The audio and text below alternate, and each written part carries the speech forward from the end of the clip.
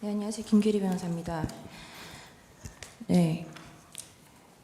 증인은 2024년 12월 7일 KBS와 인터뷰에서 윤 대통령에게 평소 직접 자주 보고를 했고 신뢰받고 있다고 생각했지만 신뢰받는 것과 부당한 명령을 따르는 건 다른 문제라고 생각했다라고 진술했죠. 증인.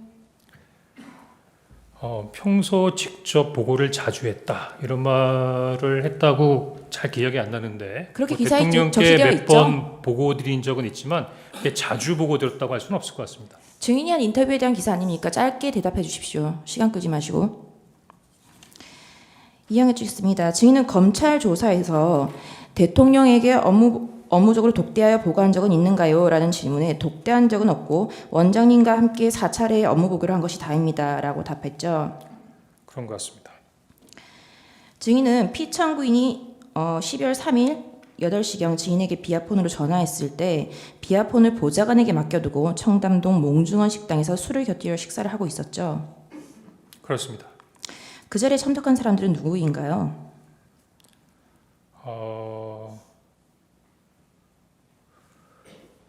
그게 왜 궁금하시죠? 제 지인들이면 뭐 여러분인데 혹시라도 이게 공개적인 자리에서 어떤 부분에 생략하겠습니다. 이름을 얘기하는 생략하겠습니다. 게 적절할지 잘 모르겠습니다. 답변을 짧게 해주십시오. 신문상이 깁니다. 술은 얼마나 마셨나요? 8시에 저도 그날 굉장히 늦게 도착했던 부분이고 사실 그날 저와 같이 자리셨던 분들이 연배가 굉장히 많으신 분들이라 술을 많이 하시는 그런 자리는 아니었습니다. 네, 증인은 증인의 보좌관으로부터 대통령에게 전화가 왔다는 연락을 받고 황급히 보좌관과 몽중원과 국정원의 중간 지점인 조선 팰리스 호텔에서 만나서 전화기를 받아 20시 22분경 피청구인과 약 20초간 통화를 했죠. 그렇습니다. 네, 이때 그 피청구인이 한두 시간 있다 전화할 일 있으니 대기하라라고 했죠. 네. 증인은 이전에도 대통령과 통화하거나 연락한 적이 있느냐라는 질문에 전혀 없습니다. 이번이 처음이었습니다. 그래서 제가 처음으로 대통령께서 저에게 전화를 했는데 받지를 못해서 마음이 엄청 급했고 곤란하게 되었다고 생각한 것입니다. 라고 하였죠. 그렇습니다.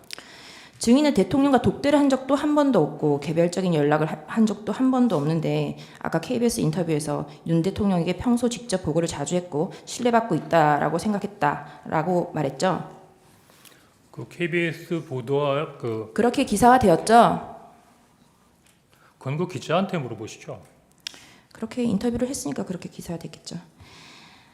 네, 증인은 여인영은 방첩사령관으로 취임한 이후 처음 알게 되었는데 방첩사가 국정원과 업무 파트너이기 때문에 방첩사령관이 국정원을 자주 방문해서 업무적으로만 알고 지내던 사이였습니다. 그리고 간부들끼리 저녁을 한 번 한 적은 있는 것 같습니다. 라고 하였죠.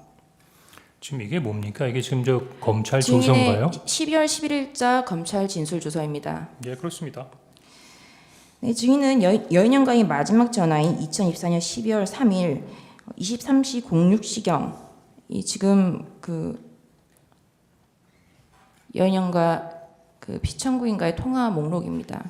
예. 마지막 통화인 23시 06분경 통화에서 여인영이 국회는 경찰과 협조해서 봉쇄하고 있습니다. 라고 좀 뜸을 들이더니 선배님 이걸 좀 도와주세요. 저희 체포자가 나가 있는데 소재 파악이 안 돼요. 명단을 불러드릴게요. 라고 말했다고 진술했죠. 네. 증인의 위 진술은 여인영 방첩사령관이 증인과 통화한 23시 06분경 이미 방첩사 병력과 경찰이 협력해서 국회를 봉쇄하고 있는 상황이라고 설명했다는 거죠. 다시 한번 말씀해 주십시오.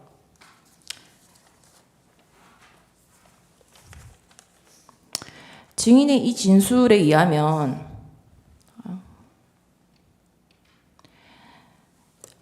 저희 체포조가 나가 있는데 소재 파악이 안 돼요. 명단을 불러드릴게요. 국회는 경찰과 협조해서 봉쇄하고 있습니다. 이렇게 진술했다는 거잖아요. 여인영이.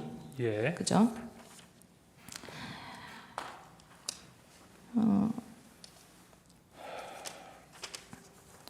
방첩사령부 이지학 실장의 진술 조서입니다. 방첩사령부 이지학 실장은 검찰에서 계엄 당일인 22시 36분경 퇴근해서 집에 있는데 영해 거주자 소집령이 내려졌고 23시 04분경 수사단장실에 도착하여 김대우 단장으로부터 임무를 부여받았다라고 진술했고요.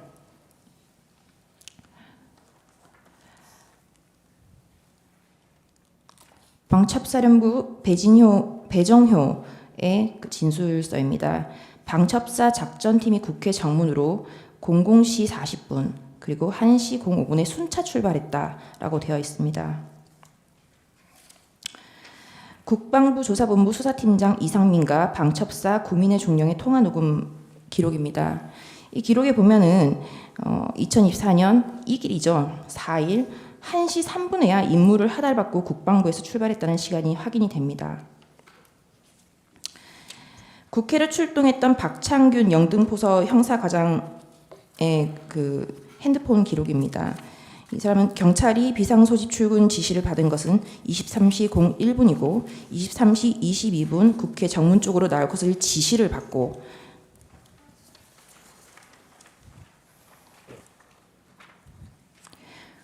이길 00시 18분경이 되어서야 국회 정문 앞 수소 충전소로 이동했다라고 보고하였는데 지금 이런 사실 전혀 몰랐죠. 방첩사의 진행 사항이야 제가 알 수가 없죠. 네, 그래서 이 증거들에 의하면 증인이 여인영과 통화하였다는 23시 06분경에는 객관적으로 아직 방첩사 경찰이 국회로 출동할 것을 지시받기도 전이거나 국회에 도착하지도 못한 상황이었는데 여인영이 방첩사 병력과 경찰들이 국회를 이미 봉쇄하고 있고 체포조가 대상 인원들의 소재 파악을 못하고 있으니 체포명단을 불러줄 테니 도와달라라는 말은 있을 수 없는 말 아닌가요? 그건 제가 아니라 여인영 사령관한테 한번 여쭤보는 게 좋을 것 같습니다. 네. 여인영 사령관도 아까 방금 증언을 하실 때 그렇게 말했습니다. 그 시각에는 그런 말이 있을 수 없는 말이라고요. 증인은 당시 여인영이 무엇이라고 하면서 체포 대상자 명단을 불러주었나요? 라는 질문에 위치 추적해달라고 하면서 명단을 불러줬습니다. 라고 대답하였죠. 네. 여인영은 생략하겠습니다. 국정원장은 전체 업무를 총괄을 하고 1차장은 해외 정보 소집, 2차장은 국내 정보 및 대북 방첩, 3차장은 심리 및 사이버 안보, 과학기술, 기획조정실장, 기주실장은 총무 관리 및 인사 등의 직무를 담당하죠. 국정원 조직에 대해서는 이 자리에서 공개적으로 얘기하는 게 적절치는 않은 것 같습니다. 네, 어쨌든 증인의 업무가 해외 파트인 건 맞죠?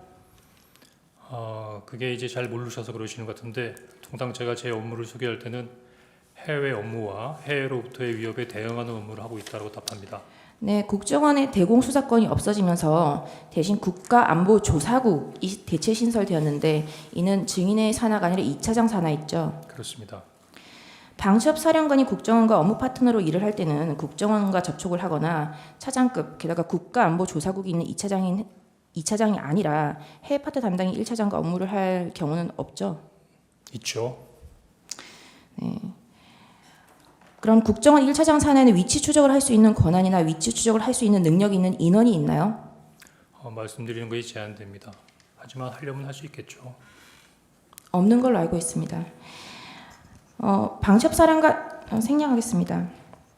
증인의 말이 모두 다 사실이라 하더라도 아까 진술 조서에 기재된 바와 같이 위치 추적을 요청을 했다고 했는데 위치 추적과 체포는 증인이 알기에 같은 말인가요? 다시 한번 말씀해 주십시오. 증인 아까 여인영이 위치 추적을 요청했다. 그러니까 여인영이 무엇이라고 하면서 체포 대상자 명단을 불러주었나요? 라는 질문에 위치 추적해달라고 하면서 명단을 불러줬습니다. 라고 대답을 했죠. 네. 위치 추적이 체포랑 어떻게 같은 말이죠? 송구합니다만 아까 저기 대상자 명단이 있던 그 종이를 하나 올려주실 수 있으시겠습니까? 제가 이따가 질문 드리겠습니다. 의제 128호증 KBS 인터뷰 제시하겠습니다. 증인은 위 KBS TV 인터뷰에서 대통령이 증인에게 직접 한동훈을 체포하라는 지시를 내렸다는 기사가 나온 것과 관련해서 조태현 국정원장이 6일 오전에 오보죠라고 묻자 맞습니다라고 답했다고 진술했죠. 조금 전에 그 오보조와 관련된 부분은 제가 상당히 구체적인 부분으로 잘 설명드렸던 것 같으니까 아마 이해하셨을 거라고 생각합니다. 네, 이 기사 인터뷰를 보면은 그 기사에 오보라고 했던 이유가 대통령이 저에게 직접 한동훈 대표를 체포하라고 지시했다고 나와 있는데 그건 아니고 명단은 방첩사령관이 밝혔기 때문에 그렇게 말한 측면도 있다라고 진술했죠. 예, 조금 전에 제가 그때 말씀드렸죠. 네, 결국 증인 스스로 대통령이 증인에게 한동훈을 체포하라고 지시한 적은 없다는 걸 스스로 인정한 거죠. 그거는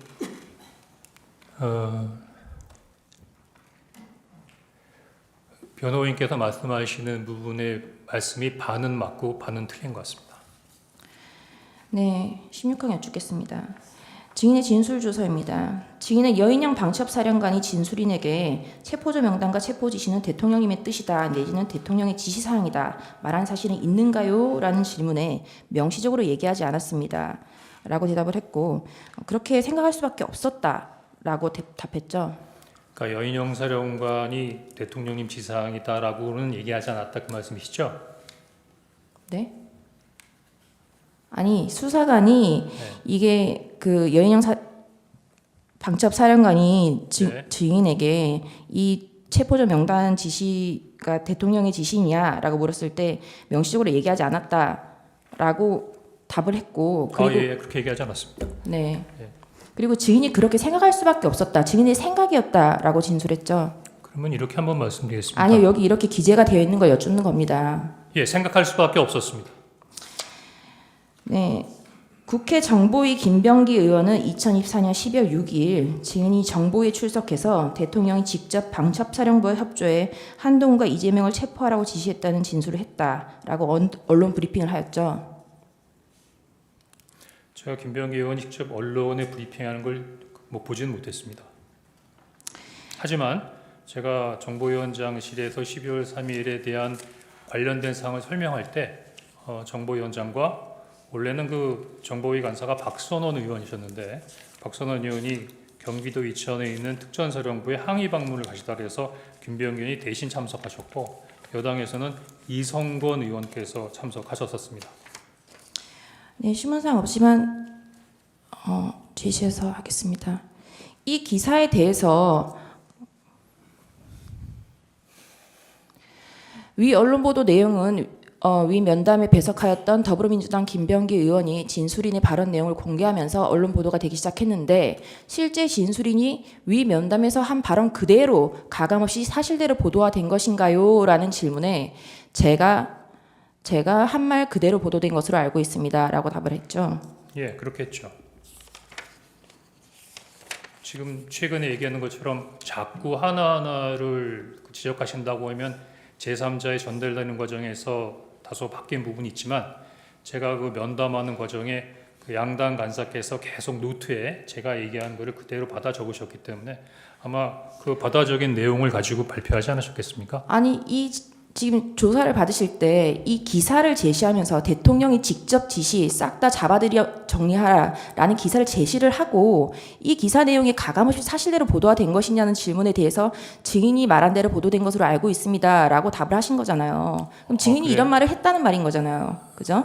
다시 한번 좀 설명을 해주시겠습니까? 지금 약간 방금 말씀하신 거는 그 김병기 의원이나 이성근 의원이 정보위원장 면담을 끝나고 나가서 기자들한테 브리핑을 한 것이 사실이라는 거라고 물어보셨는 것 같은데 지금 이 내용은 뭡니까? 지금 이 자료는 어떤 자료를 가지고 말씀하시는 겁니까? 이 자료는 네. 증인이 검찰에서 진술한 진술 조서고요. 지금 SBS라고 나와 있네요. 네, 그래서 네. 그 어쨌든 제목에 보면 네. 대통령 직접 지시 싹 다 잡아들여 정리하라라는 기사를 제시하면서 네.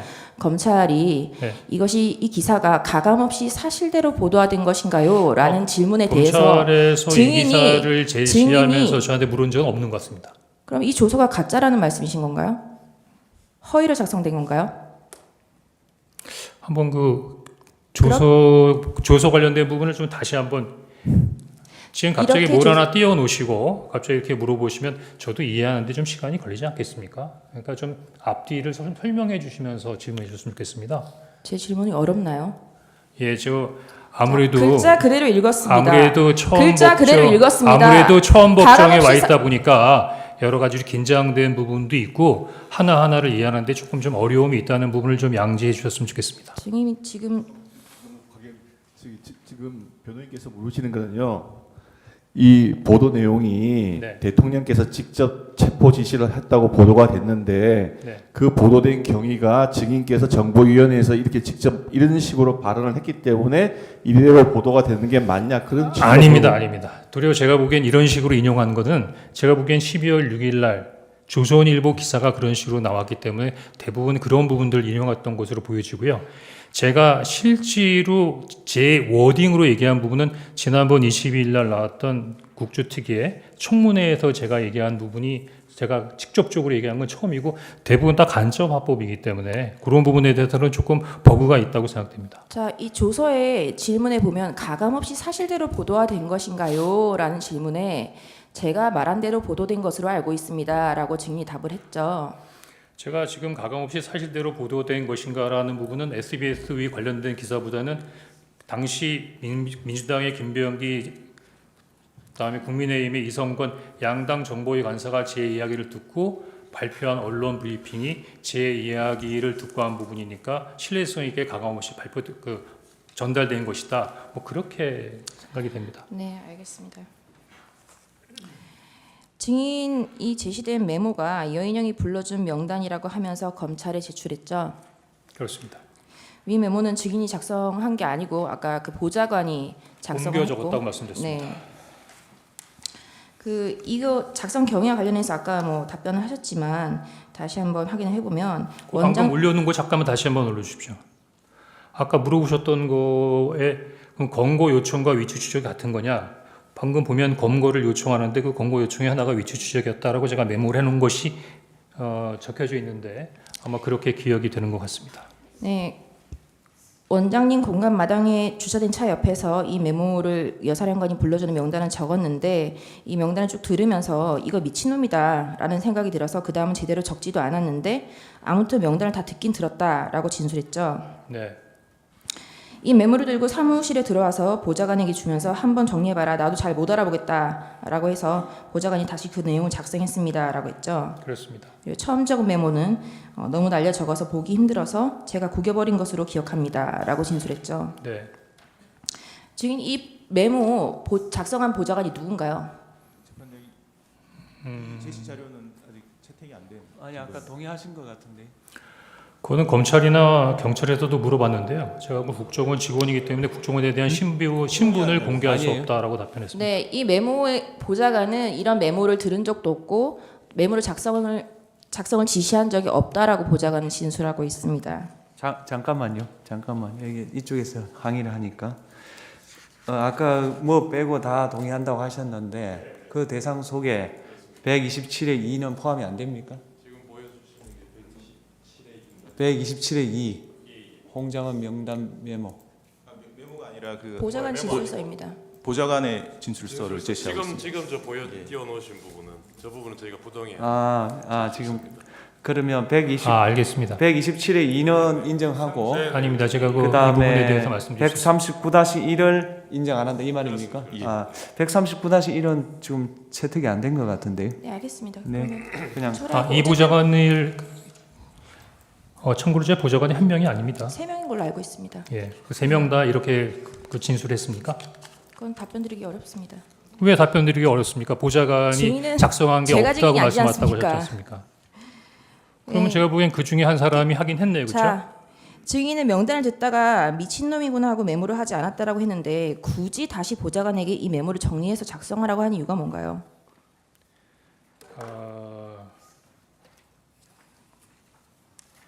일단 그 미친놈이라고 하는 부분이 너무 좀 강한 부분인 것 같은데 제가 보기엔 혹시 이게 오해의 소지가 있을 수 있는 부분이기 때문에 조금 증인 묻는 말에 답변해 주세요. 시간이 갑니다.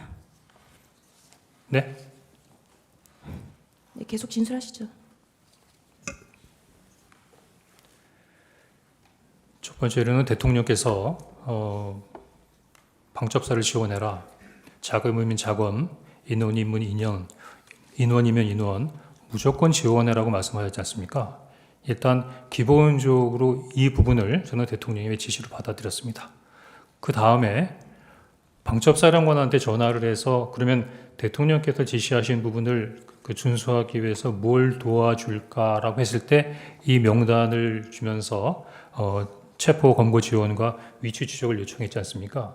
그럼 제가 이게 여사령관의 부탁이라고 생각했겠습니까? 아니면 대통령님의 지시라고 생각했습니까? 그러면 아까 전에 왜 미친놈이다라고 생각하고 메모를 멈췄습니까? 우리 변호사님 네. 한번 다음 이 명단 한번 쭉 질문 읽어보십시오. 어떤 여쭙겠습니다. 느낌이 드나?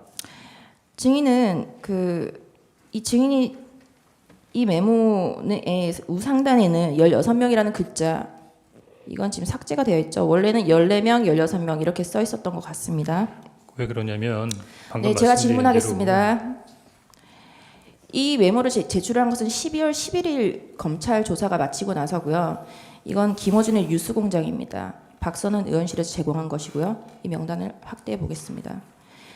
12월 6일 날 증인이 정보위에 가서 그 진술을 하셨고 박선원 의원이 이 김어준 뉴스공장은 12월 12일입니다.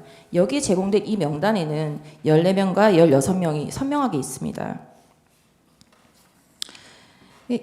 12월 6일 날 박선원에게 이 명단을 제공했을 때는 왜 14명인지 16명인지 특정되지 않다가 우리 변호인님께서 이미 잘 알고 계시네요. 제가 그날 그 여인영 사령관의 이야기를 들으면서 중간에 적다 그만뒀다 그랬지 않습니까?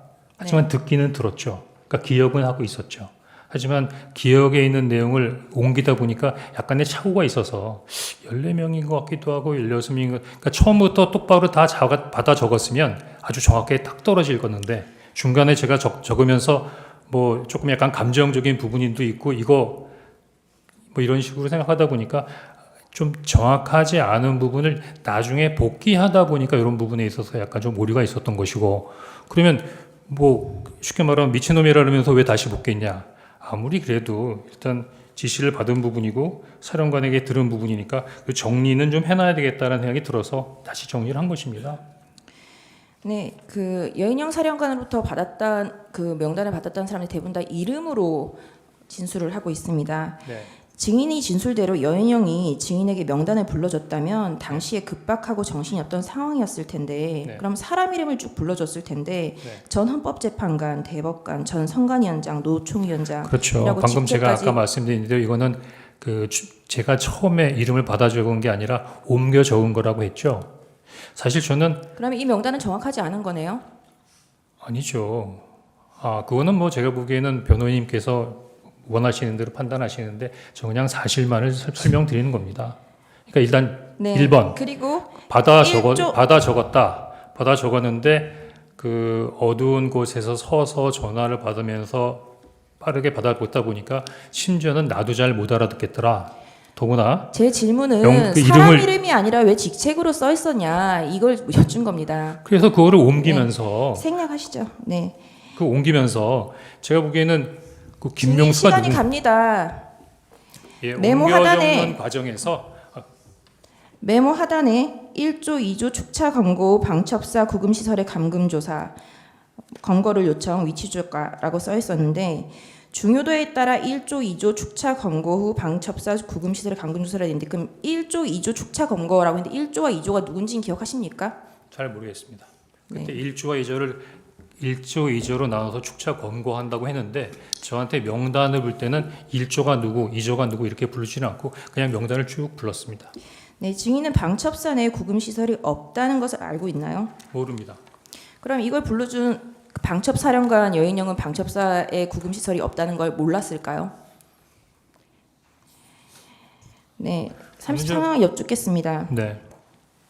증인은 검찰에서 그 계엄 당일 22시 53분경 대통령과의 통화에 대해서 조태영 국정원장에게 보고를 하면서 네. 제가 대통령님께로부터 전화를 받았습니다. 대통령님께서 원장님이 미국 출장을 가셨는지 아셨나 봅니다.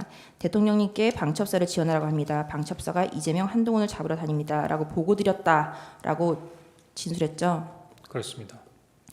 조태영 국정원장은 계엄 선포를 위한 국무회의에 참석을 해서 불과 20분 전까지 대통령과 함께 있다가 국정원에 복귀한 사람입니다. 대통령이 22시 53분경에 국정원장이 미국 출장을 간 줄 알고 증인에게 지시를 했다는 건 이상하지 않나요? 이상하죠. 저도 이상하게 생각합니다. 왜냐하면 제가 이렇게 말씀드리는데도 네. 그 국정원 그 다음 조태영 원장님께서 국무회에 갔다 왔다는 말씀을 안 하셨고 대통령이 이미 뵙고 왔다는 말씀도 저한테 안 하셨습니다. 제가 언제 네. 어떻게 알게 됐냐면 조태영 원장님께서 말씀을 해주셔서 한 게 아니라 그 다음날 다음날 아침에- 언론에 나와서 알았습니다. 다음날 아침에 알았죠. 네. 그래서 36강 여쭙겠습니다. 대통령은 그 22시 53분경 전화에 대해서 아까 그 국무회의가 다 끝나고 나서 당시에는 국정원장이 미국에 가 있는 줄 알고 그 국정원장 부재시의 그 직무대리인 1차장인 증인에게 전화를 해서 한두 시간 뒤에 전화할 테니 대기하고 있으라라고 말을 했는데 국정원장이 비서실장의 전화를 받고 국무회의에 참석을 해서 그 비상계엄 선포를 하고 난 이후에 아까 전화 대기를 하고 있으라는 그 말이 생각이 나서 아까 국정원장이 한국에 있다는 말을 왜 안 했냐. 국정원이 대공수사를 해야 되는데 대공수사권이 없어졌으니 방첩사를 도와라. 방첩사령관 육사 후배니 방첩사를 도와 정보가 있으면 정보를 주고 간첩들 싹 다 잡아들이라 라고 말을 했다는데 증인의 워딩과 미묘하지만 굉장히 큰 차이가 있는데 지금 어떤가요? 어디 있는 말씀이십니까? 이건 대통령의 말씀 제가 질문을 한 겁니다. 대통령이 이렇게 진술을 했다고요. 아, 그러면 다시 한번 말씀해 주십시오. 너무 빨리 말씀을 하셔갖고 잘 못 알아들었습니다. 대통령께서는 22시 53분경 전화에 대해서 아까 국정원장이 한국에 있다는 말을 왜 안 했냐. 국정원이 대공수사를 해야 되는데 대공수사권이 없어졌으니 방첩사령관이 육사 후배니 방첩사를 도와서 정보가 있으면 정보를 주고 간첩들 싹 다 잡아들이라 라고 말했다는데 증인의 말과 다른데 어떤가요? 대통령님이 누구한테 하신 말씀이십니까? 증인에게요. 저한테요? 네.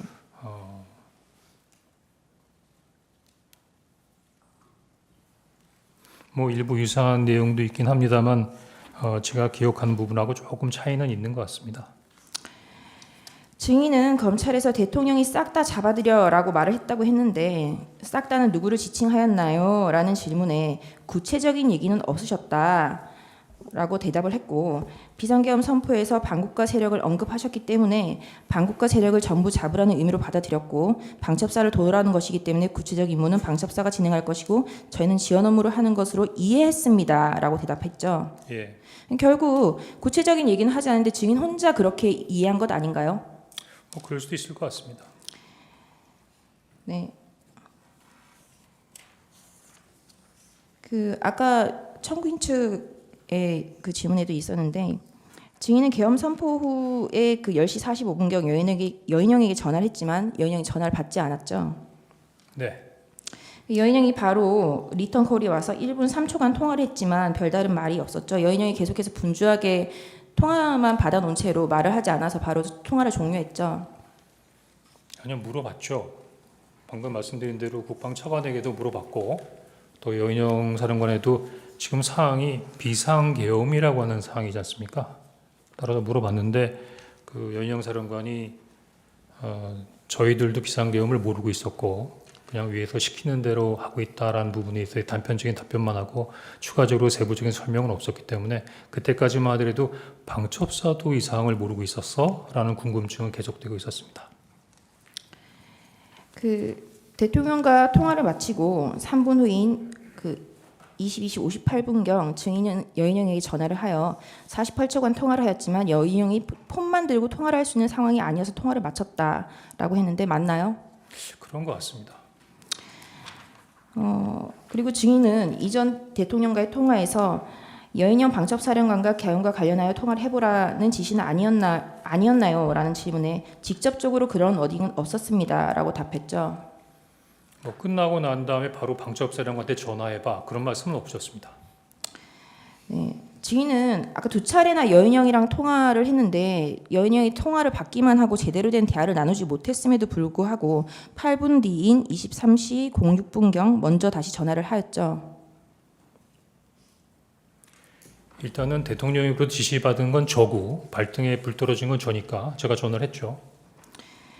네. 증인은 이때 2분 47초간의 통화에서 여인영이 체포 명단을 불러줬다라고 진술을 했는데 그러니까 아까 두 번의 통화에서 여인영이 상황이 분주해서 대화조차 할 수 없었던 상황이었다라고 했고 그리고 지금 이 즈음에서는 그 여인영은 김용원과의 화상 그 회의가 제대로 연결되지 않아서 굉장히 분주한 상황이었습니다. 이러한 상황에서 여인영이 증인에게 명단을 불러줬다라고 주장을 하시는 것인가요? 당시 여인영 사령관이 어떤 분주한 상황인지에 대해서는 전 설명하지 않았고 저는 여인영 사령관이 이야기하는 대로 듣고 기억하는 것을 그대로 말씀드리고 있는 겁니다. 네, 계엄당의 국정원장 그리고 1차장, 2차장, 3차장 그리고 기조실장 등이 참석하는 정무직 회의는 23시 30분경부터 10여 분간 진행되었죠. 예, 그렇습니다. 그리고 증인의 1차장 산하 부서장 회의는 정무직 회의가 끝나고 40여 분간 진행이 됐죠. 정확하게 기억이 안 납니다만 그렇게까지 오래되지는 않았고요. 왜냐하면 일단 11시 30분의 정무직 회의는 원장님께서 소집을 하셨고 그 원장님께서 아마 외부에서 들어오는 시간 동안 2, 3차장과 각 차장 산하의 부서장들을 비상 소집해서 정무직 회의에서 어떤 지침이 있으면 그 지침을 받기 위해서 산하 부서장들이 대기하고 있었습니다. 제가 40분까지 아니라고 해서 말씀드리는 건 뭐냐면 제가 정무직 회의 때 원장님을 뵙고 다른 차장들이랑 같이 공유할 수 없었던 부분이기 때문에 그 자리에서 말씀을 못 드렸고 바로 이어서 그 원장님께 방금 대통령님의 지시와 여인영 사령으로부터 들은 내용들을 전달하기 위해서 독대 보고를 신청해 놓은 상태이기 때문에 제가 보기에는 아주 빠른 시간에 끝나고 그 원장님실에 관련된 보고를 하러 갔던 것으로 기억이 됩니다. 저희도 5분 더, 네, 5분 더 이어하겠습니다. 5분 더 주세요. 네. 그 증인의 진술이 엇갈리고 있다고 조선일보 기사에서도 나왔던 부분인데요. 그 방금 소추인단이 똑같은 질문을 했을 때 그때는 회의 직후에 보고를 드렸다라고 진술을 했고요. 아니요, 그때 그 부분에 대해서 설명을 드리겠습니다. 네, 제 질문이 끝나고 답해 주시죠. 네. 증인이 국정원장에게 보고한 시기에 대해서 12월 11일 검찰 조사 때는 정무직 회의 후 1차장 산하 부서장 회의를 마치고 다시 올라가서 독대를 했다라고 했다가 맞습니다.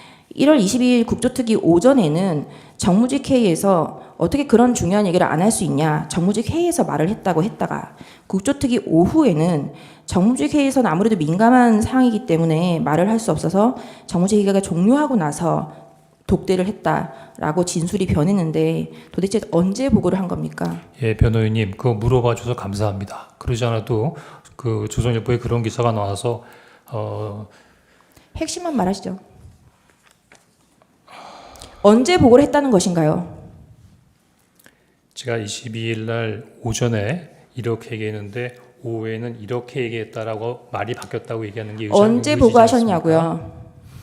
일단 제가 오전에 얘기할 때는 10시 53분에 대통령으로부터 보고를 받고 전화를 받고 지시를 받은 다음에 11시 06분에 방첩사령으로부터 잠시만요, 증인. 그게 증인의 진술이 왜 어떻게 바뀌었는지 지금 해명하시라는 게 아니라 언제 보고를 하셨는지 하나의 사실을 이야기하시라는 겁니다. 예, 그거는 정무직회가 끝나고 산하부장하고 간단한 회의가 끝난 다음에 바로 독대 보고를 원장님께 신청해서 그 다음에 보고가 이루어졌습니다.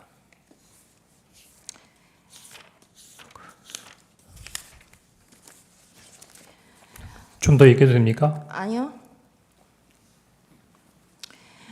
그 증인은 그 명단을 듣고 나서 어떻게 감히 그렇게 체포를 하러 다닐 수가 있냐, 이게 무슨 일이냐라고 해서 마치 증인의 대단한 신념이 있어서 체포를 하지 않은 것처럼 진술을 하셨는데요. 여기 조서를 보시면 증인이 진술한 조서입니다. 방첩사가 이재명, 한동훈을 잡으러 다닙니다라고 했음에도 조태영 국정원장이 아무런 말도 없었습니다. 그러자 제가 원장님 최소한의 지침과 방향을 주셔야죠 라고 말씀드리니 박차고 나갔다고 했죠. 증인은 신념 때문에 안 한 게 아니라 조태영 국정원장이 별 반응이 없어서 안 한, 증인의 진술에 의한다 하더라도 그렇지 않습니까? 변호인님, 제가 가지고 있는 신념이 뭐가 그렇게 중요하겠습니까?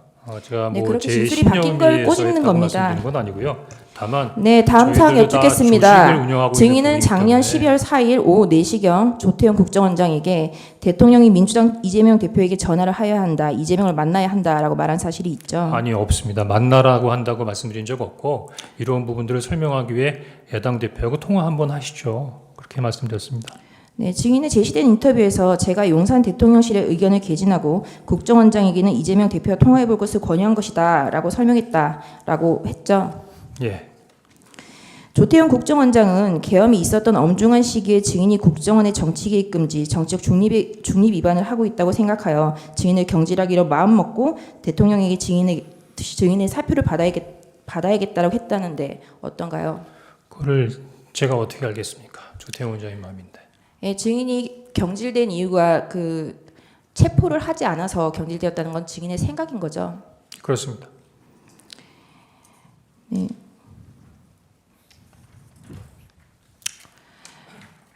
(12월 4일) 4시 57분의 전화입니다. 이 증인이 대통령에게 비아폰으로 전화를 했지만 전화가 이루어지지 않았습니다. 증인은 이 검찰에서 이 통화 내역에 대해서 제가 휴대전화 통화 내역을 보다가 대통령 번호를 잘못 누른 것이고 실제 통화를 하진 않았습니다라고 진술하였죠. 예.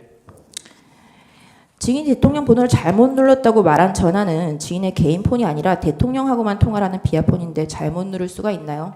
대통령하고만 통화하는 건 아니고요. 안보 관련된 부분에 있어요. 관계자들하고 하는 건데 특히 그날은 대통령하고 그 통화했던 기억이 언제지? 그 시간을 한번 확인해 보기 위해서 대통령 전화의 통화 내역을 눌러본 것이었습니다. 네, 증인이 이때 통화를 한 거는 전화를 누른 것은 4일 오후 4시경 국정원장에게 이재명하고 통화를 한번 해보시라라고 건의한 것이 국정원장으로부터 반응이 미덥지 않자 대통령에게 직접 건의를 하기 위해서 전화를 했는데 통화가 안 된 거 아닌가요? 만약에 그런 정도로 제가 대통령께 전화드릴 일 있으면 왜 제가 아까 텔레그램에 메시지가 올라와 있던데 왜 그거를 안보실 1차장을 통해서 보냈겠습니까? 제가 바로 전화해서 건의를 드리지. 그만 제안하고요.